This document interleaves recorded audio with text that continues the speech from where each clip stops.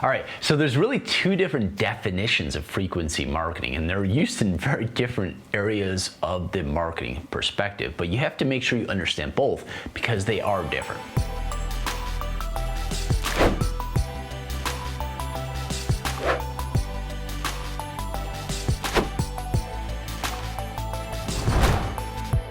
The first one, and this is just sort of the most simple way of thinking about frequency marketing, is inside the ad platforms, there's actually metrics you can see that show you the number of times your ad has shown to your average audience member. And this is basically, the number of impressions that happen divided by the number of people, okay? Now, this is the fascinating part in terms of the frequency aspect.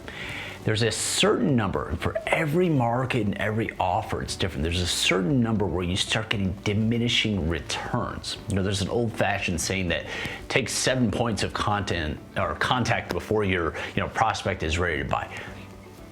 That's not necessarily true, and Facebook, in terms of that metric, that frequency marketing metric, can show you that, right?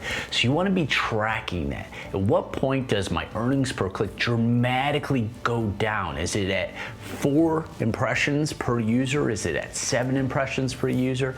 Whatever the frequency number is, you want to be watching for that, because eventually all advertising has a shelf life, and that frequency marketing itself will show you that. So that's the very first definition of frequency marketing. Study that metric, super important. All right, the second form of frequency marketing we're going to talk about is more used in the customer loyalty space. Different area of marketing here, okay?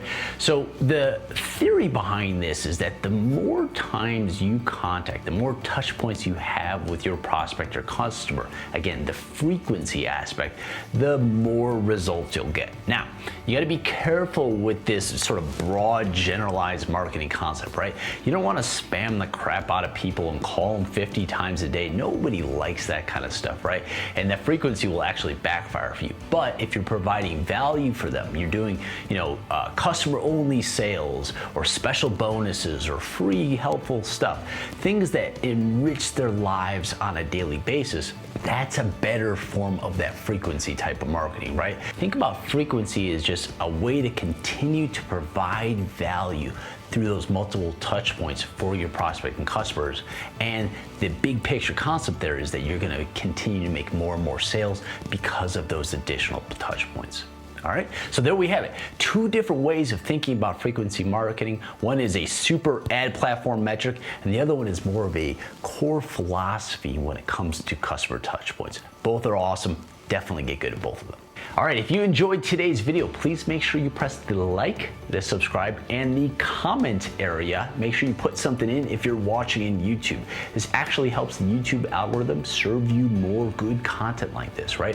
It also helps us be able to serve you more good content. Everybody wins that way. Now, speaking of winning, if you want my absolute best marketing and entrepreneurial strategies that I'm putting out, we actually have a free email list on strategysamurai.com. I'll put a link right above this video and right below as well. I highly encourage you to jump on the email list. I'll be sharing with you all kinds of the best stuff to help you really crush your marketing goals this year. Thanks for watching. I'll see you at strategysamurai.com.